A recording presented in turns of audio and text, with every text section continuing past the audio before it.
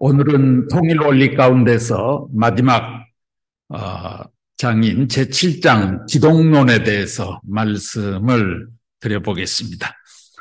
기독이라는 말은 한문으로 썼을 때 기독이라는 말을 쓰는데 일반적으로는 크리스트라는 크라이스트라고 하는 이 예수님에 대한 다른 명칭이죠.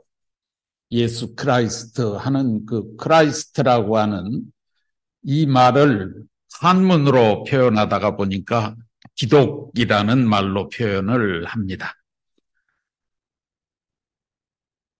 그러니까 기독론은 무엇을 설명하는 것이냐 그러면 예수 그리스도에 관계되는 얘기를 하는 거예요.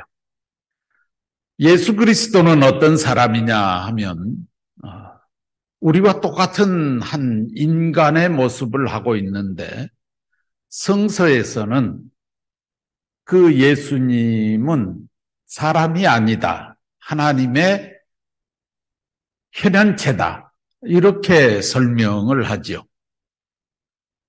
그래서 이 예수님의 실체가 뭐냐? 예수님의 정체가 뭐냐? 기독교 역사가 출발하고 난 이후에 제일 먼저 등장했던 것이 이 예수님의 정체성에 대한 부분이었죠. 그래서 거기에서부터 이단 논쟁 시비가 벌어지는 거예요. 예수님을 사람으로 생각하는 사람들은 이단으로 정죄받아서 숙청을 당했고 예수님을 하나님의 현현체다라고 했던 그 그룹이 오늘 기독교 교세를 이끌어 나오는 핵심이 됐죠. 예수님이 돌아가시고 난 이후에서부터 바로 이 문제가 거론이 되어서 2000년 동안을 기독교 역사를 통해서 이 문제가 계속 거론이 됐어요. 시대마다. 그럼에도 불구하고 아직도 이 부분은 정확하게 결론이 안 났다 하는 것을 말씀을 먼저 드리고 싶습니다. 지금도 이 기독론에 대한 논쟁은 기독교 안에서 매우 치열하게 전개되고 있는 그런 상황이다 하는 것을 먼저 말씀을 드리고 싶습니다. 따라서 우리가 이 기독론에 대해서 정확하게 알 때 기독교인들의 그 신앙을 올바르게 지도해 줄 수 있는 그런 힘을 갖게 되겠죠. 또 기독교인들도 이 기독론에 대한 정확한 이해를 할 수 있어야 신앙을 올바르게 해 나갈 수 있겠죠. 이 기독론에서 다루는 그 핵심적인 주제는 하나님을 중심한 예수와 성신과의 관계. 소위 지금 기독교에서 굉장히 뜨거운 논쟁으로 그렇게 진행되고 있는 소위 삼위일체론이라고 하는 이 부분하고 그 다음에 예수님과 성신 그리고 우리 인간과의 관계는 또 어떤 관계냐. 또 예수님만 있는 것이 아니라 성신, 성령 이런 말을 쓰면서 삼위일체론을 기독교에서는 얘기하고 있는데 성신과 성령의 관계는 또 무엇인가? 또 타락한 우리 인간과 그 예수님은 어떻게 다른 존재인가? 예수님을 인간이라고 하면서도 예수님을 하나님의 현현체라고 하는 것은 또 무슨 내용인가? 이런 내용들에 대해서 이 기독론에서 설명을 하겠습니다. 그리고 또 한 가지는 소위 중생론이라고 하는 이 부분에 대한 설명을 기독론에서 곁들여 나가려고 생각을 합니다. 중생이라는 말은 다시 태어난다는 말인데 예수님께 어떤 제자가 와서 묻습니다. 내가 하나님 나라에 들어가고 싶고 하나님의 일을 하고 싶은데 어떻게 해야 됩니까? 했을 때 예수님께서는 중생하지 않으면 안 된다. 중생이라는 말은 다시 태어난다. 거듭 태어난다 하는 얘기. 그러니까 그 제자가 내가 엄마 뱃속에서 한번 태어났는데 다시 태어나라고 하면 엄마 뱃속에 다시 들어갔다 나와야 됩니까? 이랬더니 예수님께서 하신 말씀이 너는 이스라엘의 선생이라고 하는 사람인데 국민들을 가르치는 사람인데 그 말이 무슨 말인지 못 알아듣느냐 하시면서 물과 성령으로 거듭나지 않으면 절대로 하나님 나라를 볼 수 없다. 이렇게 얘기를 하시죠. 그러니까 물과 성령으로 거듭나지 않으면 하나님 나라를 볼 수 없다고 했으니 이게 또 심각한 문제가 되어 있는 것이죠. 그래서 오늘 기독교에서는 물로 다시 태어나야 되고 성령으로 다시 태어나야 하나님 아들, 딸이 될 수 있다라고 생각하죠. 하늘나라의 백성이 될 수 있다고 생각하죠. 그러다가 보니까 물로 다시 태어나는 그 의식을 행하는 것이 기독교에서 세례를 받아야 되는 것이죠. 세례도 지금은 교회 가면 목사님이 물을 가지고 와서 몇 방울 머리에다 똑똑 떨어뜨려주고 축도를 해주는데 원래 세례는 그게 아니죠. 예수님 때 세례 요한을 중심 삼고 세례를 받는 사람들은 요단강 강에 들어가서 물속에 퐁당 들어갔다가 나오는 거예요. 그렇기 때문에 침례교회 같은 데는 지금도 세례를 받을 때 완전히 물속에 들어갔다 나와야 된다.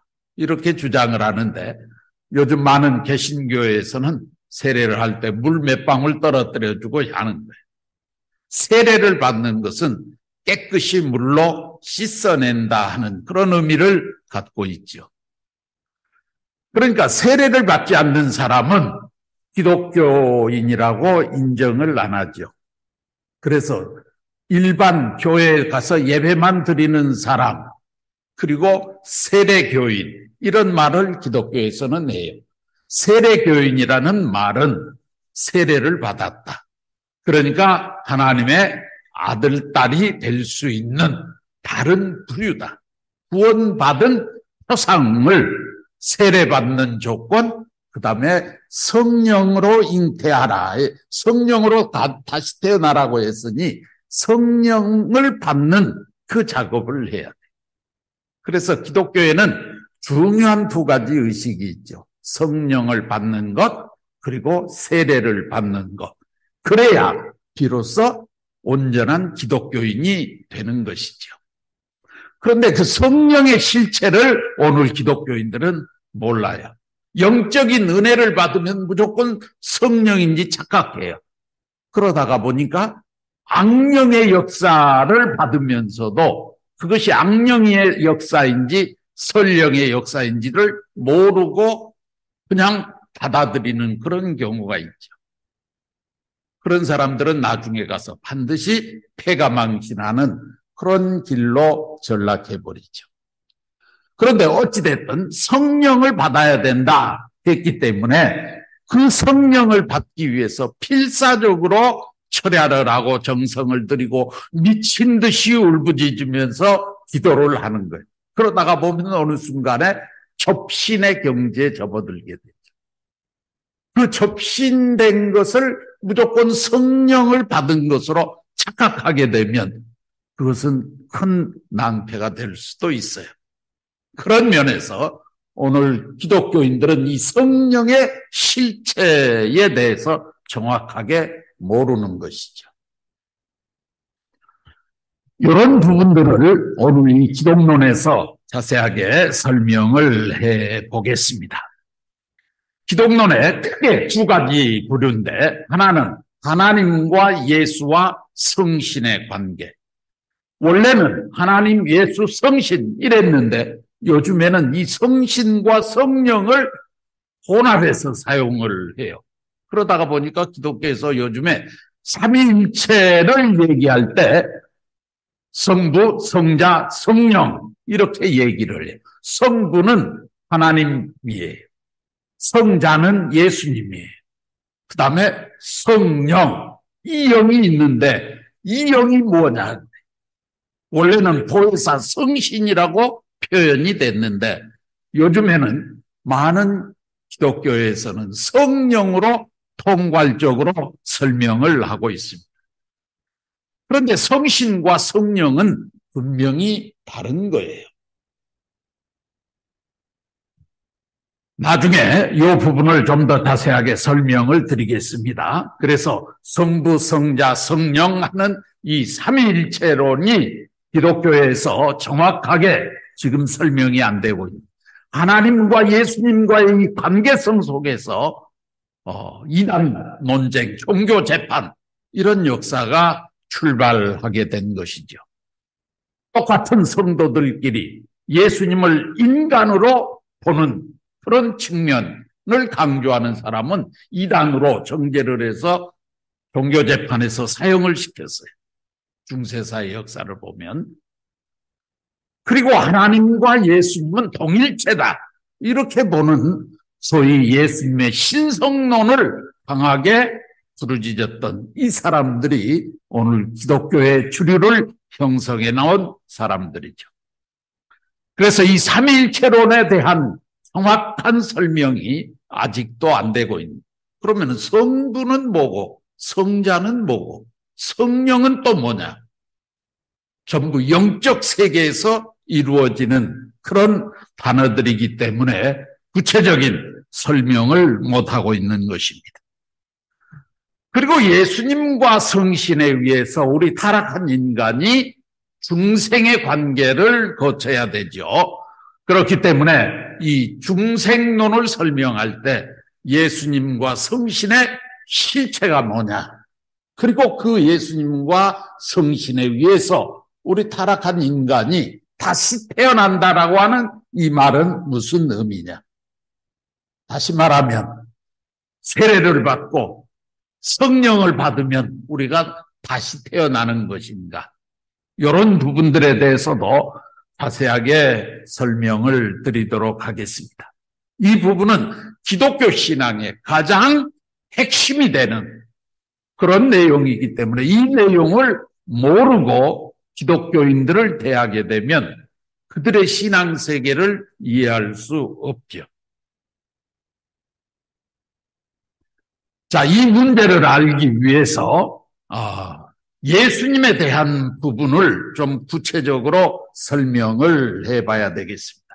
예수님과 하나님과의 관계를 좀 설명하기 위해서 예수님을 좀 알아봐야 되겠고, 그러기 위해서는 우리가 창조 목적을 완성한 인간이 타락하지 않았으면 인간의 모습이 어땠을 것이냐 하는 부분을 좀 설명을 해보겠습니다. 첫째로 하나님과 완성인간과의 이성성상적인 관계를 우리가 살펴볼 필요가 있어요. 하나님이 인간을 창조했어요. 그런데 하나님께서는 인간 앞에 3대 축복이라고 하는 창조 이상을 세워주셨죠. 그 3대 축복을 완성한 인간이 되면 하나님과 우리 인간의 관계는, 하나님은 마음적인 존재라면 우리 인간은 몸적인 존재다. 우리 인간의 몸과 마음이 있는 것처럼 하나님은 무형의 하나님, 우리 인간은 유형의 하나님. 그래서 하나님과 인간의 관계는 성상과 형상과의 관계다. 그러니까 질적으로는 똑같은 거죠. 형태가 다를 뿐인 것입니다. 하나님의 창조 목적을 완성한 인간은 고린도전서 3장 16절에 너희가 하나님의 성전인 것 같이 성령이 너희 안에 있는 것을 알지 못하느냐 했던 그 말씀처럼 우리가 하나님을 모시는 집이라는 거예요. 그러니까 내 몸은 하나님을 모시는 집이에요. 하나님은 내 몸속에 들어와 계시는 거죠. 그러니까 하나님은 마음적인 존재요. 우리 인간은 몸적인 존재죠. 보이는 하나님이 누구냐 그러면 완성한 인간. 인간의 모습이 하나님을 닮았죠. 그래서 창세기 1장 26절에 보면 하나님이 자기 형상 곧 하나님의 형상대로 사람을 만들었는데 남자 여자로 만들었다 그랬어요. 그러니까 사람은 하나님의 실체라고 할 수 있죠. 하나님은 무형이니까 안 보여요. 그 안 보이는 하나님, 보이는 하나님으로 나타난 것이 인간의 모습이죠. 그렇기 때문에 요한복음 14장 20절에 보면 완성한 인간은 하나님과 심정과 사정과 뜻적인 면에서 완전히 일체를 이루는 거예요. 하나님이 원하는 대로 통하고 정하는 거예요. 사람이 배가 고프면 먹으려고 하죠. 또 무슨 일이 있으면 어디를 가죠. 이게 전부 다 누구의 명령에 의해서 움직여지는 겁니까? 몸뚱아리가 아니죠. 속에서 마음이 먼저 작용을 하죠. 마음이 작용을 해서 마음이 원하는 대로 움직이는 것이 몸인 것처럼 하나님과 인간의 관계는 마음과 몸과의 관계이기 때문에 그런 이성성상적인 입장이고 완전히 일체가 된다 그 말이에요.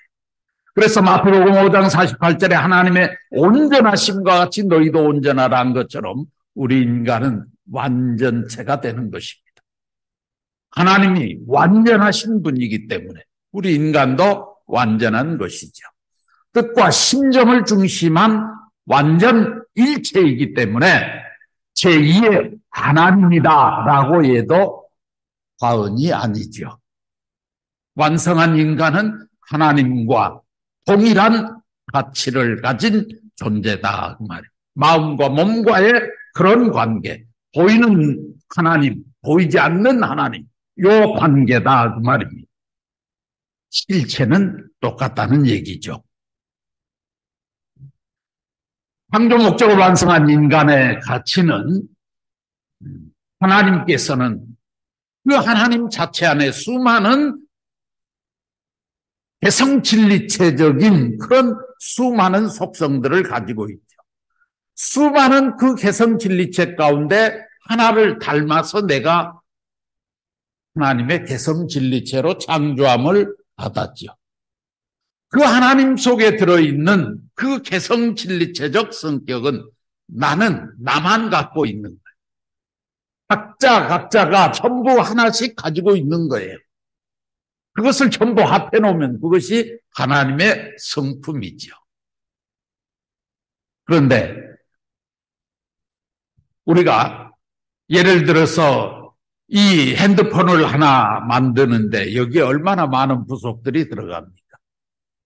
수많은 부속들이 들어가 있는데 그 부속이 이 세상에 딱 하나밖에 없어.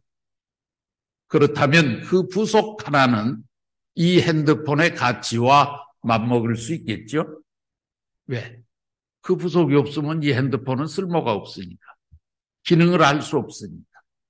마찬가지로 하나님의 수많은 성품 가운데 내가 갖고 있는 개성, 독특한 개성, 그것을 우리는 개성진리체라고 원리에서 얘기하는데 이 개성진리체적인 이 성격은 다른 사람에게는 없는 거예요. 나만 유일하게 가지고 있는 거예요. 그렇기 때문에 이 개성진리체로 창조함을 받은 우리 인간은 유일한 존재예요.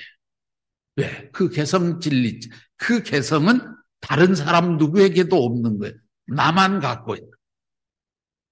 그렇기 때문에 하나님 속에 내재한 어떤 개성체의 주체적인 성품을 그대로 닮아서 실체 대상으로 태어난 내 자신은 이 세상에 둘이 없어. 하나밖에 없어. 그렇기 때문에 유일무이한 가치를 가진 존재예요.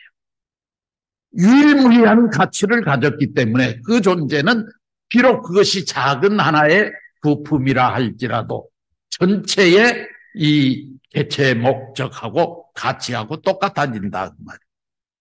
우리 인간이 바로 그런 가치를 가진 존재라는 얘기입니다. 그 다음에 우리 인간이 이 피조세계와의 관계 속에서 가지는 가치는 무엇일까? 이것은 창조 원리에서 제6장에서 설명을 이미 했어요. 우리 인간은 무형실체 세계와 유형실체 세계, 두 세계를 축소시킨 축소체로 만들어졌는데, 무형실체 세계를 주관하고 그것을 감지할 수 있는 부분으로서 영인체를 창조했고, 유형실체 세계, 이 자연 세계를 느낄 수 있도록 육신을 만들었다. 그래서 영인체와 육신이 합해져 있는 우리 인간은 천주, 무형세계와 유형세계 전체를 총합한 실체상과 같은 것이다 하는 얘기를 창조 원리를 설명할 때 이미 설명을 했습니다. 자, 이 광활한 이 천주 가운데서 인간의 가치는 어떤 가치냐? 두 세계를 주관할 수 있는 주관자, 주인의 가치이면서 또 두 세계의 중간 매개체이면서 화동의 중심체.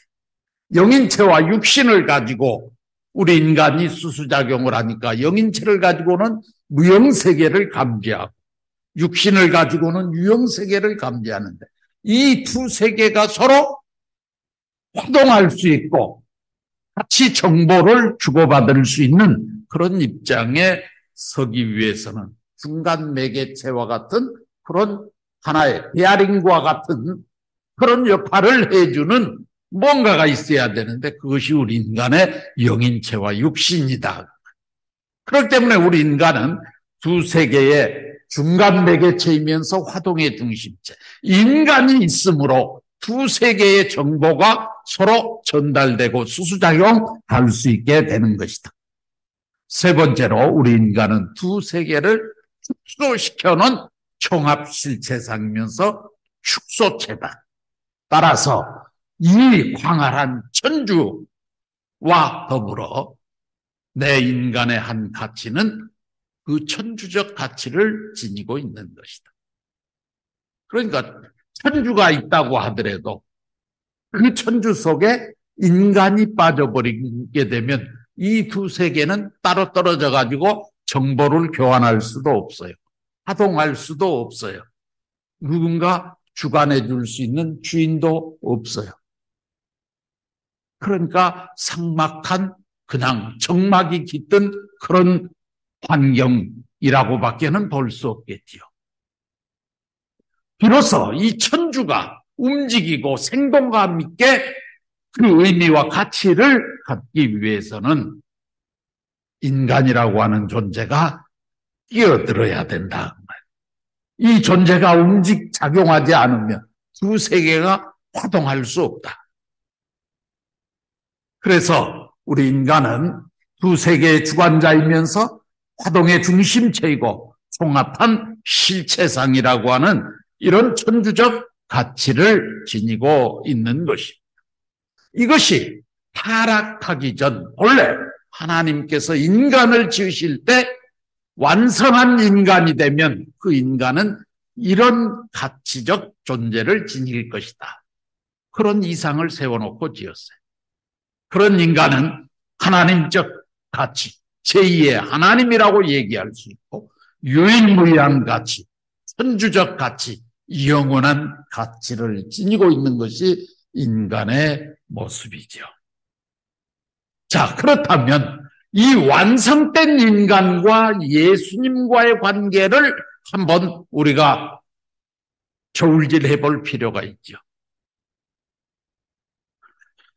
첫 번째로 생명나무 복귀로 본 완성한 아담과 예수님은 어떤 관계일까? 완성한 아담은 사람이에요.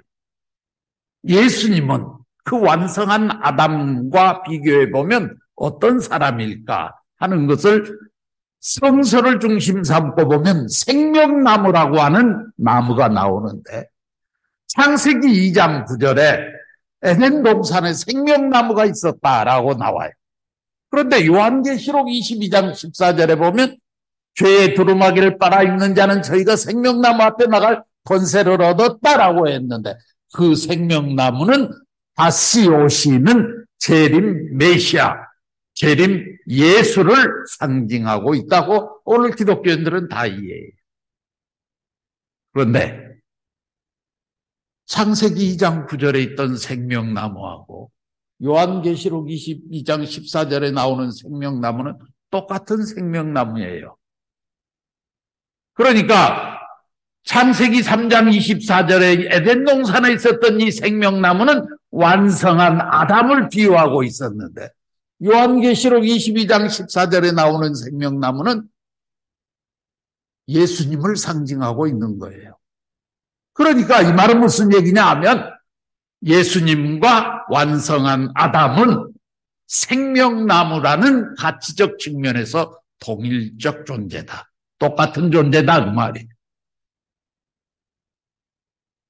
아담이 완성한 인간이 되면 아담의 가치는 하나님적 가치, 유일무이한 가치, 천주적 영원한 가치를 가지는데 예수님의 가치도 그와 똑같다 그 말이에요. 그러니까 여기에서 우리가 얻을 수 있는 결론은 예수님은 창조 목적을 완성한 인간의 가치 이상이 될 수 없겠다 그 말이에요.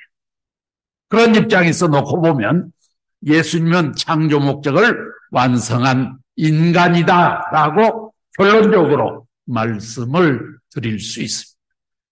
지금 타락한 우리 인간의 이 추악한 모습과는 비교가 될 수 없게 예수님은 전혀 다른 사람.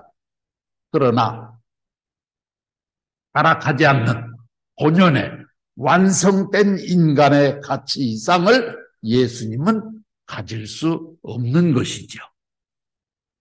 그렇기 때문에 예수님은 창조 목적을 완성한 인간이다. 이렇게 결론지어 얘기할 수 있을 것입니다. 예수님은 인류를 중생시켜줄 참 부모로 오셨다는 것 외에는 인간이라고 하는 그 입장에서는 우리와 동일한 존재다. 타락한 인간의 입장에서 보면 예수님은 우리가 감히 넘볼 수 없는 특별한 본래의 인간이죠. 고귀한 가치를 가지고 있죠. 우리 타락한 인간은 그렇게 못됐잖아요. 그렇기 때문에 타락한 인간과 예수님의 가치는 하늘과 땅 차이가 날 만큼 다르지만 창조 목적을 완성한 인간의 가치와 예수님의 가치는 동일하다. 성서를 우리가 생각해 보면 디모데전서 2장 5절에 하나님도 한 분이시오. 하나님과 사람 사이에 중보도 한 분이시니 곧 사람이신 그리스도 예수라 그랬어요. 하나님도 한 분이고 사람과 하나님 사이를 연결해주는 중보자도 한 사람인데 그는 곧 사람이신 예수 그리스도. 예수님이 사람이라는 얘기입니다.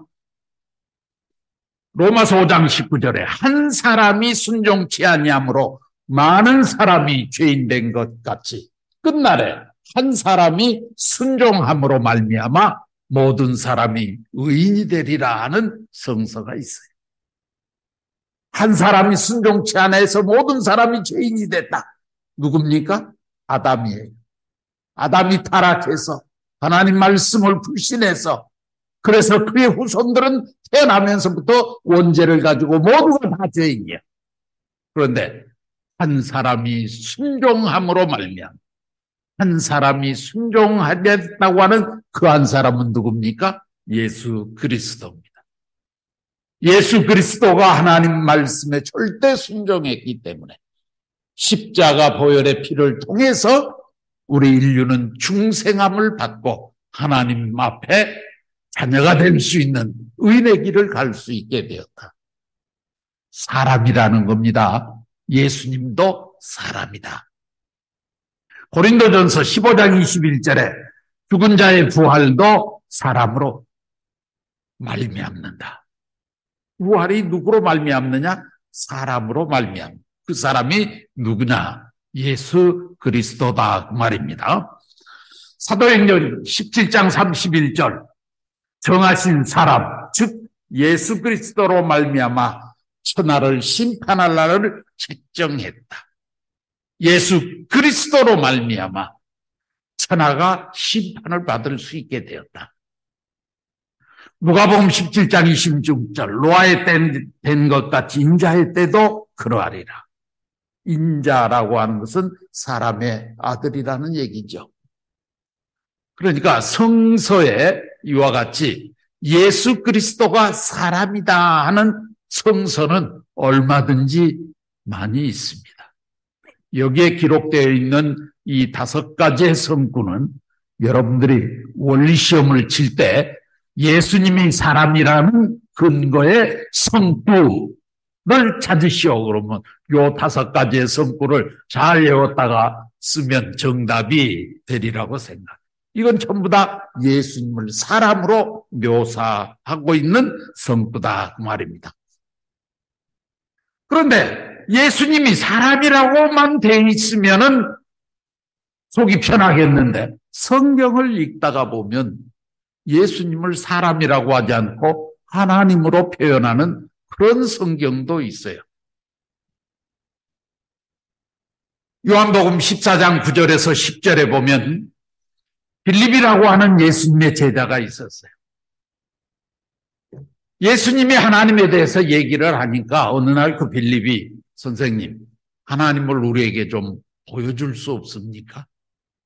우리가 하나님을 볼 수만 있다면 하나님을 잘 믿을 것 같은데 모든 사람들이 다 믿을 것 같은데 왜 하나님은 보이지 않습니까?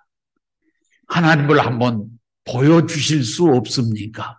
선생님이 하나님에 대해서 그토록 자신 있고 하나님에 대해서 말씀을 많이 하시니까 당신은 하나님을 분명히 아시는 분 아닙니까? 그러니까 그 하나님을 우리에게 한번 좀 보여주십시오 그랬어요. 그랬더니 예수님이 하신 말씀이 지금 이 말씀이에요. 나를 본 자는 아버지를 보았거늘 나를 보고도 어째서 또 다른 하나님을 보여달라 하느냐. 이렇게 얘기를 합니다. 예수님이 자기가 하나님이라는 얘기잖아요.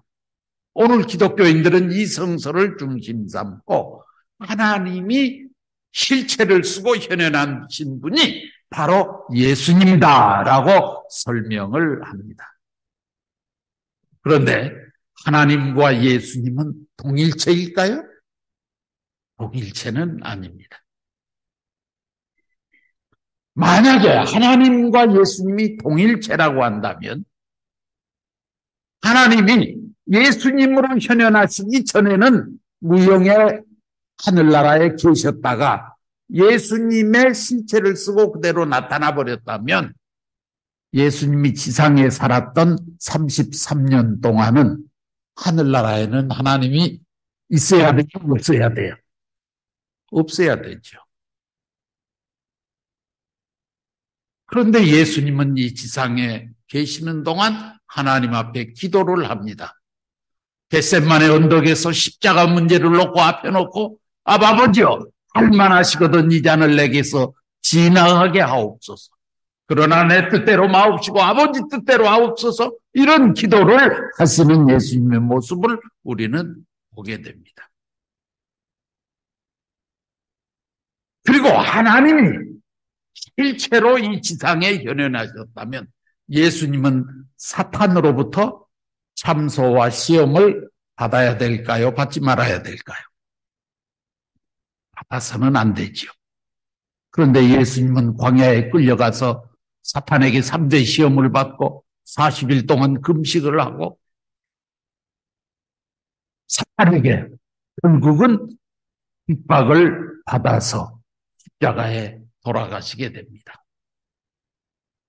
이런 내용들을 놓고 보면 예수님이 지상에 있는 33년 동안 예수님의 행적을 놓고 보니까 하나님, 그 무형세계에 계시는 하나님이 예수님으로 태어나 버렸다면 그렇다면 예수님은 하나님 앞에 기도해서는 안 되는 거죠. 자기가 하나님인데. 그런데 예수님은 하나님 앞에 기도를 하고 있어요. 이런 것을 놓고 보면 예수님은 하나님이 아닌 것 같아요. 이 말은 무슨 얘기냐? 나를 본 자는 아버지를 보았다 하는 얘기는 하나님은 우리 하나님이니까 안 보여. 그런데 나는 하나님의 실체를 쓰고 나왔다. 그러니까 가치적인 의미에서 나의 가치가 곧 하나님의 가치다. 그러니까 아까 우리가 몸과 마음과의 관계로 설명한 것처럼 예수님께서 나를 본 자는 하나님을 보았다라고 얘기했던 것은 내가 제2의 하나님이라는 얘기지, 내가 하나님 그 자체, 천지 만물을 창조하신 하나님 그 자체다 하는 그 얘기는 아니죠. 이런 면에서 우리가 성서를 이해해야 할 것입니다. 또 요한복음 1장 10절에 보면 세상은 그로 말미암아 지은 바 되었으되 세상이 그를 알지 못했다. 말씀이 육신이 되어 우리 가운데 임하는 것을 보니 독생자의 영광이더라.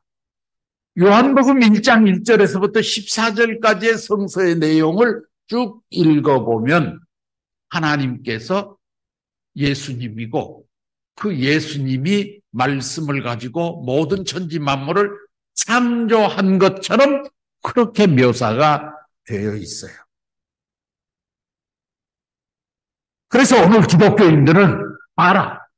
이 요한복음 1장 1절에서부터 14절까지의 내용을 보면 예수님이 하나님인 것처럼 창조주 하나님인 것처럼 그렇게 묘사가 되어 있기 때문에 예수님을 하나님이라고 이렇게 믿는 것이죠.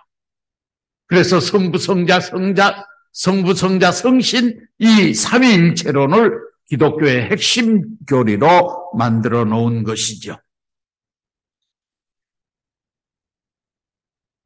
그런데 이 말씀은 무슨 말씀이냐 그러면 하나님께서 이 천지 만물을 창조하실 때 말씀으로 지었다고, 해초에 말씀이 계셨다. 창세기 1장 1절에 나오는 말씀이죠.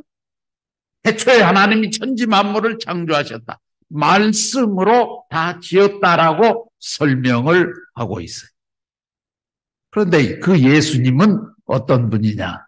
말씀의 완성실체로 오셔서.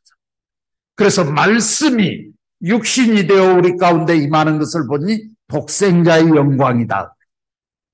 그러니까 요한복음 1장 14절에 말씀이 육신이 되어서 나타났다 하는 얘기는 하나님의 말씀으로 천지 만물을 창조하신 하나님의 그 창조의 이상을 그대로 완성한 완성체로 이 땅에 오신 분이 누구냐 하면 예수 그리스도라는 얘기예요. 하나님이 천지 만물을 창조하실 때 말씀으로 지었는데 그 말씀의 완성 실체가 되어 있는 예수 그리스도. 그렇기 때문에 예수 그리스도에 의해서 모든 피조 만물 세계가 창조되었다라고 예수님은 설명할 수 있는 거예요. 예수님의 가치는 창조 목적을 완성한 그런 가치를 가지고 있고 피조 세계의 총합 실체상이면서 창조주와 같은 그런 입장을 예수님은 가지고 있다 그 말이에요. 그러니까 하나님이 지으신 모든 천지 만물 세계는 전부 다 예수님이 지은 것과 똑같은 의미를 가졌다. 왜? 하나님이 창조주인데 예수님도 창조주의 자격을 갖고 있으니까. 그러니까 모든 피조 만물이 그로 말미암아 지은 바 되었다라는 얘기를 원리적으로 할 수 있다 그 말이에요. 이것은 하나님과 예수님이 통일체다 하는 얘기가 아니고 심정과 사정과 뜻적인 면에서 완전히 하나다 그 말이에요. 두 존재가 하나로 포개져요. 분리하면 두 존재가 되는 것이죠. 하나님 자신은 아니지만 하나님적 가치를 예수님은 가졌다. 왜? 완성한 인간이기 때문에. 오늘 타락한 인간과는 비교할 수 없는 그런 가치를 가졌다는 것이죠. 또 성경 요한복음 8장 58절에 예수님이 하신 말씀이 아브라함이 나기 전부터 내가 있었느니라 하는 말씀을 하셨어요. 이건 참 황당한 얘기죠. 예수님은 아브라함보다 2000년 후에 태어난 사람이에요. 아브라함의 후손 가운데서 태어나셨어. 그런데 요한복음 8장 58절에 아브라함이 낳기 전부터 내가 있었다. 예수님이 이렇게 말씀을 하십니다. 그러니까 이 말은 예수님이 곧 하나님이다 하는 얘기로 이해를 합니다. 그런데 이것은 다르죠. 무엇이 다르냐 하면 혈통적으로 보면 예수님은 아브라함의 후손이에요. 2000년 후에 태어난 후손이에요.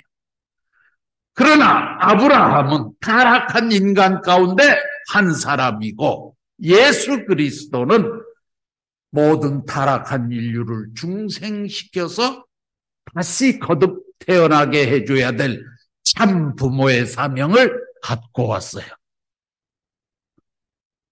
그렇기 때문에 타락한 인류는 예수님을 통해서 다시 거듭나야 되고 중생을 받음으로 말미암아 비로소 하나님의 혈통권 속에 들어가는 그런 입장에서 보면 예수님은 타락하지 않는 인간의 첫 조상이 그 조상을 통해 가지고 아브라함도 구원을 받고 중생을 받아야 돼. 그러면 예수님이 부모고 아브라함은 아들, 딸이 되는 거예요.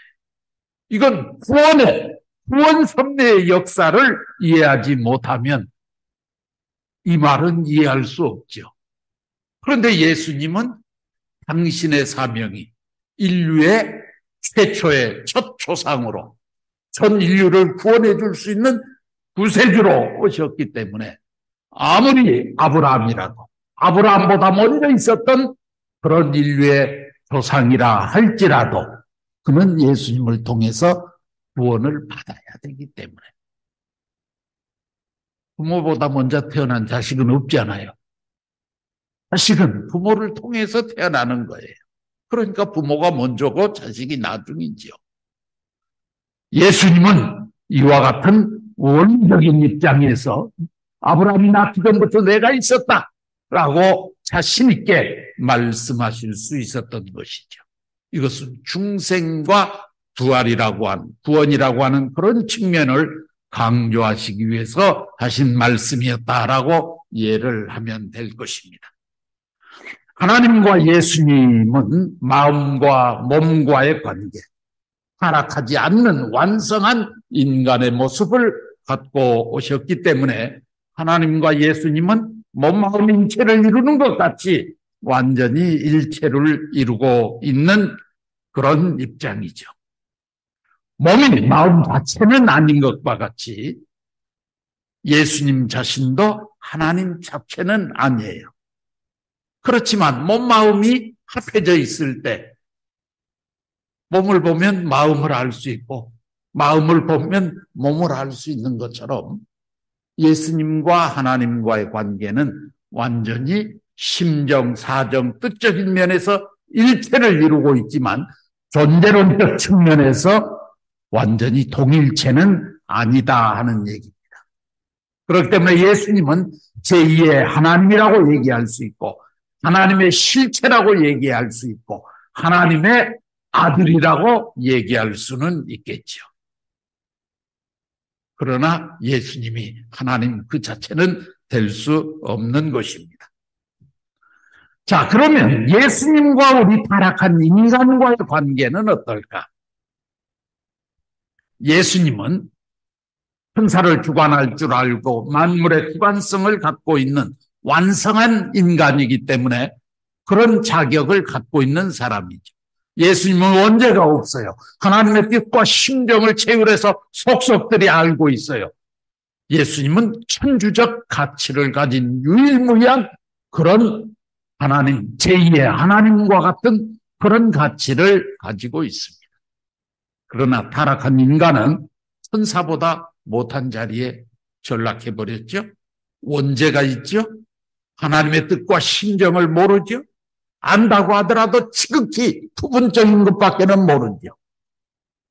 유일무이한 존재가 아니라 무가치한 인간으로 전락해버린 것이 타락한 인간의 모습이죠. 그렇기 때문에 타락한 인간의 가치와 예수님의 가치를 비교하면 예수님은 하늘과 같이 높고 귀한 가치를 가졌다면 우리 타락한 인간은 땅과 같이 지극히 천하고 하잘것없는 무가치한 존재, 이렇게 비교할 수 있겠죠. 오늘 기독교에서 예수 그리스도는 성에 속한다면 우리 타락한 인간은 속에 속하는 것이죠. 그래서 성과 속은 하나 될 수 없는, 비교할 수 없는 그런 하늘과 땅 차이의 엄청난 가치를 가지고 있다. 그렇기 때문에 오늘 기독교에서는 죽었다 깨어나도 우리 인간은 예수님 앞에 예수님과 같은 그런 존재가 될 수 없다고 보는 것이 오늘 기독교의 신앙의 핵심이죠. 여기에 큰 맹점이 있다는 것도 말씀을 드립니다.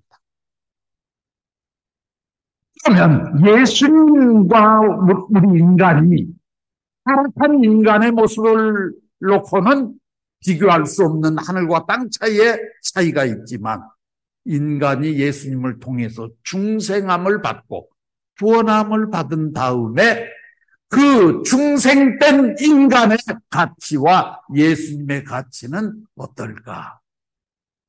성서를 중심 삼고 보면 예수님은 그리스도는 교회의 머리가 되고 우리는 그의 지체가 되느니라 그랬어요. 그러니까 예수님은 머리와 같은 존재라며 우리는 사지백체와 같은 존재다. 같이 움직이는 존재다 그 말이에요. 예수님이 뭐라고 했느냐 그러면 나는 포도나무요 너희는 그 가지라 그랬어요. 포도나무 줄기나 가지나 속성은 똑같은 거죠. 예수님이 나는 참감람나무요 너희는 돌감람나무니까 참감람나무인 앞에 접붙임을 받아야 된다. 그러면 고엽나무, 그 돌감람나무에서도 참감람나무 열매가 맺힐 수 있죠. 왜? 접붙였으니까. 우리가 감나무가 자라면 감나무는 반드시 접을 붙여야 되죠. 단감나무?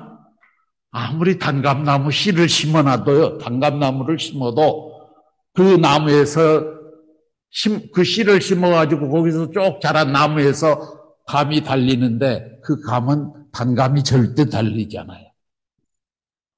이런 고염 열매 같은 게 달려요. 그러니까 감나무는 어렸을 때 무조건 감나무가 자라면 밑둥을 싹 잘라버리고 거기에 접을 붙여야 돼. 그렇게 되면 단감이 열릴 수 있죠.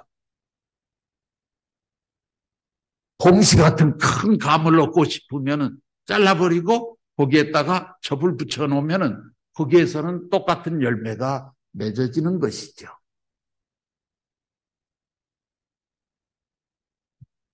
예수님은 나는 처음 익은 열매요. 너희들은 다음 익은 열매라 그랬어요.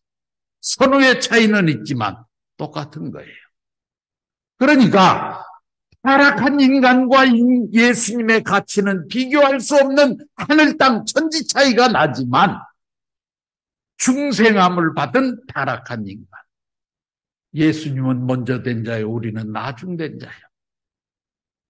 똑같은 거예요. 그런데 오늘 기독교인들은 이것을 간과하고 있죠. 그러니까 나도 예수님처럼 될 수 있다 그러면 무슨 소리야? 참 부모님께서는 우리들에게 그렇게 가르치시잖아요. 너희도 축복받은 우리 가정들에게 너희도 참 부모가 되라. 내가 참 부모인 것처럼 너희도 축복을 통해서 접붙였으니 너희도 새끼 참 부모가 되라 그 말이에요. 이게 우리 통일가의 신앙하고 기독교의 신앙의 차이점이죠.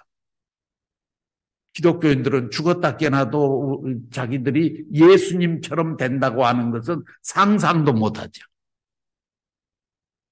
그런데 우리 통일가의 신앙은 우리도 참 부모가 될 수 있잖아요.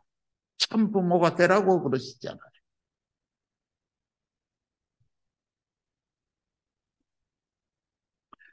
자, 중생론에 대해서 이제 설명을 해보겠습니다. 예수님이 어떤 존재냐? 예수님의 가치와 의미가 어떤 존재냐? 예수님과 우리 타락인간의 관계는 어떤 관계냐? 타락한 인간이 예수님을 통해서 구원을 받고 중생을 받으면 어떤 관계가 되느냐 하는 내용을 말씀을 드렸는데 이제 중생론에 대해서 좀 말씀을 드려보겠습니다. 요한복음 3장 3절에서 5절까지 유대인 가운데서 그 교사를 지내고 있었던 니고데모라고 하는 사람이 예수님 앞에 밤중에 찾아와서 내가 들어보니까 선생님 말씀이 구구절절 다 옳습니다.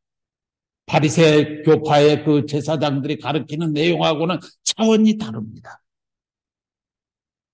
그런데 예수님 핍박받고 있는 상황이고 그 사람들 바리새 교인들이나 그런 사람들은 전부 다 제사장 서기관 교법사 이런 사람들은 권세를 가지고 등등 하고 있는 그런 입장이니까 이 니고데모가 양심적인 사람이기는 했던가 봐요. 그러니까 예수님의 말씀을 들어보니까 예수의 말이 맞아. 저 제사장들 얘기보다 이 사람 말이 더 맞아. 그런데 그 사람 따라가면은 지탄받고 자기 직장에서 쫓겨날 것 같으니까 그걸 못하고 밤중에 찾아왔다 그랬어요. 아무도 몰라요. 밤중에 예수님을 찾아와가지고 선생님, 내가 선생님 말씀을 들어보니 구구절절 옳습니다. 내가 어떻게 하면 하나님 나라에 들어갈 수 있을까요? 그때 예수님이 거듭 태어나라. 중생하지 않냐면 하늘나라에 갈 수 없다. 그러니까 그 니고데모가 하는 얘기가 내가 엄마 뱃속에서 나왔는데 또 들어갔다 나와야 됩니까? 그런 얘기를 한 거예요. 그때 예수님께서 물과 성령으로 거듭나지 않으면 하나님 나라에 관계 없느니라. 분명하게 말씀을 해 주셨고 그 결과가 오늘 기독교에서 세례, 성령 이 두 가지를 필생에 자기들의 신앙 목표로 삼고 신앙생활을 하고 있다는 얘기는 서두에서 이미 말씀을 드렸어요. 중생이라는 말은 다시 태어난다는 말이죠. 왜 다시 태어나야 될까요? 원죄 있는 사람으로 태어났기 때문에 원죄 없는 자녀를 만들기 위해서 다시 태어나야 되는 것이죠. 그래서 메시아는 참 부모의 사명을 갖고 오시는 다시 태어나게끔 만들어줘야 되니까 태어나도록 만들어주는 사람이 누구예요? 부모잖아요. 그러니까 참 부모의 사명을 갖고 오시는 거예요. 마태복음 16장 27절에 인자가 아버지의 영광으로 천사들과 함께 나타나리니 아버지의 영광, 부모의 영광으로 온다고 성경은 얘기를 하고 있는 것입니다. 중생한다는 말이 무슨 뜻일까요? 아담 해와가 에덴 동산에서 사탄을 중심 삼고 거짓된 사랑을 함으로 말미암아 잘못되어져서 거짓 자녀를 낳아버렸어요. 예수님께서 요한복음 8장 44절에 너희는 너희 아비 마귀에서 났으니 너희 아비의 욕심을 너희도 행하고자 한다. 우리 인간이 마귀의 자식이라고 그랬어요. 사탄 마귀가 우리 부모가 되어버렸다고 그랬어요. 결국 사탄 마귀를 통해서 태어난 인류는 거짓 자식으로 태어난 것이죠. 사탄의 혈통을 가진 거짓 자식으로 태어난 타락한 인간은 하나님 나라와 관계가 없죠. 그러니까 하나님을 중심 삼고 참된 아담, 참된 해와와 같은 참 부모가 이 땅에 와서 그들의 사랑을 통해 가지고 하나님의 아들, 딸, 하나님의 혈통으로 거듭 낳아줘야 되는 것입니다. 이것이 참 자녀로 태어나제. 그래야 하나님 나라와 관계를 맺을 수 있다는 얘기예요. 여기서 예수님께서 중생하라 하는 말은 사탄의 혈통을 단절하고 하나님의 혈통으로 다시 태어나라 하는 그런 말씀이었다 말입니다. 이 참 아버지와 참 어머니의 사명을 갖고 오신 분이 누구냐 하면 예수님과 성신이다 그 말이에요. 그렇기 때문에 예수님은 이 땅에 와서 신랑으로 왔으니 신부를 찾아야 돼. 그 성신을 찾아가지고 두 분이 성혼식을 해야 돼. 그래서 부부가 되고 거기에서 아들, 딸이 태어나야 부모가 되는 것처럼 예수님과 성신은 참 부모가 돼야 되고 그 참 부모의 사랑을 통해서 타락한 인류는 다시 태어나야 하는 것이죠. 이것이 중생의 역사다.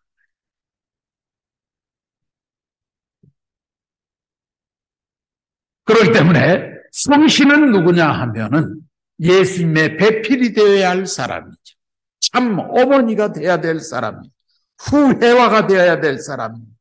그렇기 때문에 사도행전에 나오는 보혜사 성신의 그 역할을 보면은 위로와 감동의 역사를 주시고 인간을 죄로부터 사함을 주시고 그래서 회개와 통곡의 역사가 벌어지도록 하는 그 성령 역사, 그 역사를 하시는 분이 보혜사 성신이다라고 성경은 기록을 하고 있어요.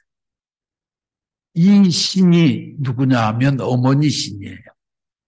위로와 감동의 역사 그리고 죄사함의 역사를 통해서 인류를 죄로부터 벗어나서 하나님의 아들, 딸로 되돌아가게끔 만들어주는 그 역할을 하는 그 성령이 누구냐 하면 성신이에요. 성령은 하나님과 인간 사이에 여러 가지 심부름을 해주면서 가교 역할을 해주는 선한 영들을 일컬어서 성령이라고 하는 거예요. 그렇기 때문에 성신은 예수님 이름에 나타난 역사지만 성령이지만 성령이라고 하는 존재는 옛날에도 있었어요. 아브라함 집안에 이삭의 잉태 소식을 전했던 천사장 가브리엘 같은 사람이 성령 역사를 한 거예요. 또 예수님 어머니 마리아 앞에 가브리엘 천사장이 나타나서 하나님이 함께 하시니 네가 앞으로 아기를 낳을 것이다.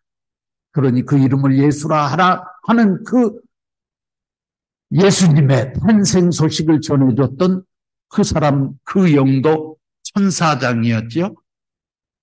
그 천사장들을 성령이라고 하는 거예요.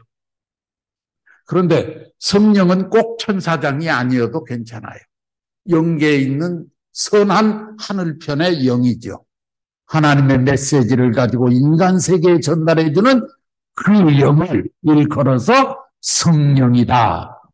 악령과 구분하기 위해서 선령, 성령 이렇게 얘기를 한다. 그런데 예수님 이후에 이 성령 역사를 전담하고 있는 영이 누구냐 그러면 성신이에요. 왜? 인류를 중생시켜줘야 될 책임이 있기 때문에. 그렇기 때문에 예수님 이후에서부터 이 성령 역사를 감당하는 그 영이, 성령의 역사를 감당하고 있는 그 영이 성신이기 때문에 오늘 기독교인들은 성령과 성신을 구분하지 않고 그냥 성신이 성령이다 이렇게 사용하고 있는 거예요. 엄격하게 얘기하면 다르죠. 성신은 어머니 신입니다. 여성신이에요. 그래서 감동과 위로를 주고 죄사함을 고쳐주고 병을 낫게 해주고 이런 역사를 성신 역사의 주된 인물로 나타나게 된 것이죠. 성신은 땅에서 역사를 하고 예수님은 하늘에서 역사를 하면서 이 예수님의 사랑과 성신의 역사에 의해 가지고 감동을 받고 새롭게 태어나 죄로부터 벗어나서 하나님을 절대 신봉하며 자기의 생명을 내걸고 신앙길을 가는 그 아들, 딸들, 그 사람들이 누구냐 하면 오늘 기독교 성도들이죠. 그렇기 때문에 기독교 성도들은 영적인 참 아버지, 영적인 참 어머니를 배경에 깔고 태어난 영적인 아들, 딸들이. 이게 영적 구원이라. 그래서 새로운 영적 자아가 탄생하고 영적으로 중생함을 받은 것이죠. 왜? 예수님이 육신이 없이 돌아가셨잖아요. 영적으로 부활하셨어요. 지상에 있을 동안에 실체 성신을 찾았더라면 좋았을 텐데 그렇게 하지 못하고 돌아가시고 난 이후에 영계에서 영적 성신을 맞이해서 이 영적 성신과 예수님의 영이 서로 사랑과 미를 주고받으면서 부모의 사랑, 그 사랑의 힘에 의해서 보혜사 성신의 역사가 이루어지고 그러므로 말미암아 새로운 생명체로 타락한 인간이 거듭나진 것이죠. 이게 영적 중생이에요. 육신을 가진 부모 속에서 태어난 사람들이 아니죠. 영적으로 태어난 거죠.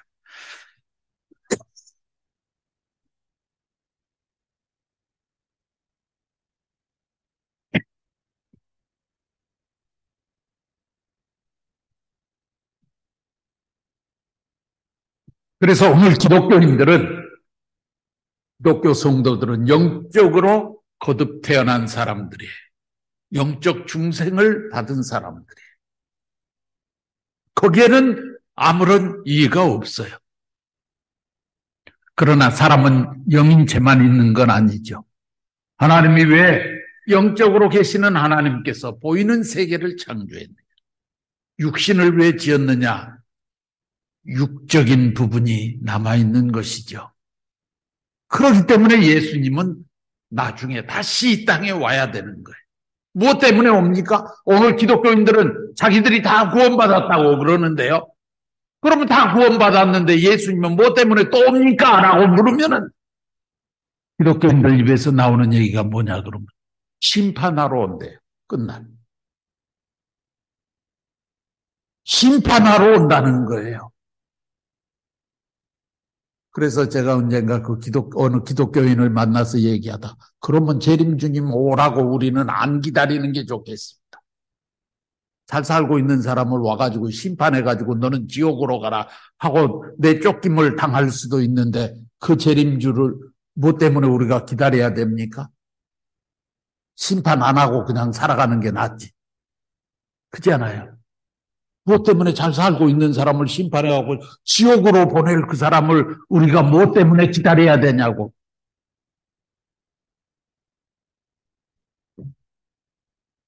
심판하러 오시는 게 아니죠. 할 일이 남아있어서 오시는 겁니다. 그게 뭐냐? 영적으로는 예수님과 성신에 의해서 구원을 받았지만 육적 구원이 아직 안 이루어졌어요. 그렇기 때문에 예수님이 다시 올 때 또 참 부모의 이름을 갖고 와야 되는 육신을 가진 사람으로. 그런데 그 참 부모의 이름 내가 신랑으로 오마. 너희는 신부의 입장에서 준비해라. 그래서 신랑으로 와서 신부를 찾아가지고 이 지상에서 육신을 가지고 참 부모가 돼야 되죠. 그래야 인류를 육적으로 영적으로 다 구원을 시킬 수 있는 것이죠. 그래서 육적 중생을 위해서 재림 메시아는 이 땅에 와야 되는 것입니다. 비로소 인류가 그 재림주를 맞이해서 참부모를 맞이해서 영육 아우른 그런 중생함을 받을 때 비로소 완전한 구원이 이루어지는 것입니다.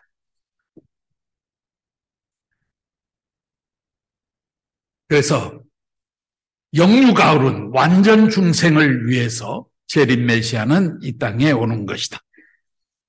삼위일체라고 하는 것은 성부, 성자, 성령 이걸 얘기했는데 창조 목적인 사회기대를 이루기 위해서 하나님 중심하고 실체 대상인 아담 해와가 합성일체화했더라면 아담 해와는 본연의 삼위일체를 이루었을 거예요. 예수, 성신 이런 말 필요 없이 하나님, 아담, 해와 이 삼 존재가 완전히 삼위일체가 되었을 것입니다. 그런데 아담, 해와가 타락했기 때문에 예수님이 이 땅에 와서 후아담으로 오셨고 후해와의 입장에 성신을 세워서 영적인 삼위일체를 이루었던 것이죠. 그것이 성부, 성자, 성신 하는 이 삼위일체를 얘기하는 것입니다. 그리고 이제 육적으로 마지막 중생을 완성하기 위해서 다시 오시는 재림 메시아, 참 아버지로 오시고 참 어머니를 찾아서 참 아들, 딸로 인류를 중생시켜야 되죠. 그렇게 되면 복귀된 삼위일체, 영육 아울러서 완전히 복귀된 삼위일체가 이루어지겠죠. 그러면 그 참 부모를 통해서 거듭 태어나진 우리 축복 가정들처럼 다시 태어나진, 그래서 참 남편과 아내, 신랑 신부가 만나서 거기에서 또 새로운 하나의 삼위일체가 이루어져야 되겠죠. 그렇게 되면 분립된 삼위일체가 이루어지고 중생의 역사가 그렇게 이루어져 나가는 것입니다. 이런 입장에서 삼위일체를 폭넓게 이해하는 것이 좋겠다 하는 말씀을 드립니다. 하나님과 예수님과 성신이 합성일체화되어 있는 이 상태를 삼위일체라고 하는 기독교의 교리에는 이유가 없지만 그것만이 삼위일체가 아니고 영육 아울은 삼위일체, 그 다음에 분립된 삼위일체, 그리고 창조 본연의 삼위일체, 삼위일체의 개념을 좀 더 폭넓게 이해하면 오늘 기독교의 완고한 신앙에서 벗어날 수 있지 않겠나 싶습니다. 그러니까 아담 해와가 타락하지 않았으면 하나님 중심 삼은 본연의 삼위일체가 됐겠죠. 그런데 잘못해가지고 아담 해와가 타락함으로 말미암아 사탄 중심한 삼위일체가 이루어져 버렸죠. 이것을 예수님을 중심 삼고 예수님과 성신에 의해 가지고 영적 삼위일체로 복귀하고 재림 오시는 재림 메시아 참 부모를 중심 삼고 실체적인 삼위일체를 이루어 나갈 것입니다. 그리고 궁극적으로는 모든 남성과 여성이 하나님을 중심 삼고 한 남자와 한 여자가 만나서 이들이 결혼을 통해서 참 사랑을 해서 아들, 딸을 낳게 되면 참 가정이 이루어지겠죠. 그 참 가정을 중심 삼고 본연의 그런 사유기대가 조성이 되어지고 삼위일체가 완성되어지게 되면 바로 그것이 지상천국을 복귀해 나가는 기본 패턴이 된다. 그런 면에서 삼위일체는 누구나 이루어야 될 하나의 과제요, 숙제다. 우리 축복 가정들도 자기 남편, 부인, 그리고 아들, 딸을 중심 삼고 하나님을 중심 삼아가지고 삼위일체를 이루어서 가정적 사위기대를 이루어 나가야 되죠.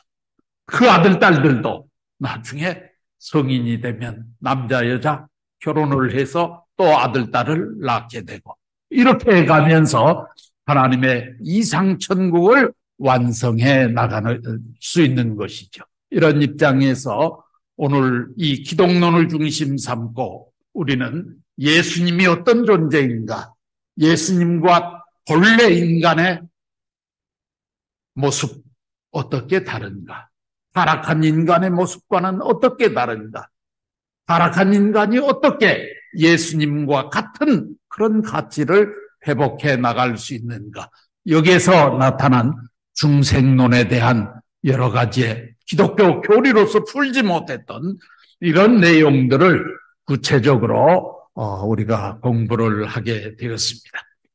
자, 통일 원리의 전편 강의를 여기까지 해서 마치고 다음부터는 이제 후편 강의로 들어가서 강의를 하도록 하겠습니다.